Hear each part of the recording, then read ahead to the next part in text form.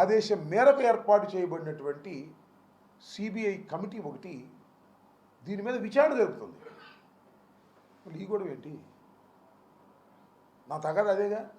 Flexi కట్టారు అక్కడ, కరుణాకర్ రెడ్డి గారి బొమ్మ వేసి, సుబ్బారెడ్డి గారి బొమ్మ వేసి, జగన్మోహన్ రెడ్డి గారి బొమ్మ వేసి అసభ్యకరంగా రాసేటటువంటి ఎందుకు ఇది?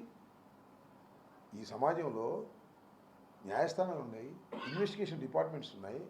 సుబ్బారెడ్డి గారు వెళ్ళి సుప్రీంకోర్టులో పిటిషన్ ఫైల్ చేస్తే సుప్రీంకోర్టు స్పందించి ఎంక్వైరీ చేయమని ఆదేశించింది. వాళ్ళు చూసుకుంటారు కదా, ఛార్జ్షీట్ ఫైల్ చేశారు కదా, దానికి మీరు ఒక్కరి భాష ఎందుకు?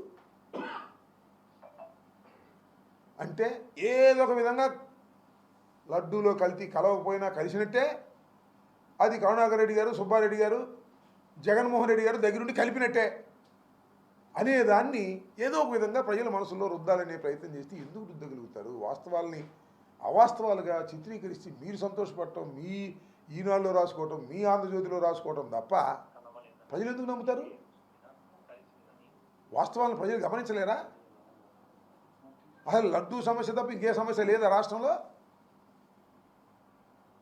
అప్పన్న సుబ్బన్న అని ఒక ఆయన, జగన్మోహన్ రెడ్డి గారు పంది కొవ్వు కలిపాడంటే ఇంకొక ఆయన.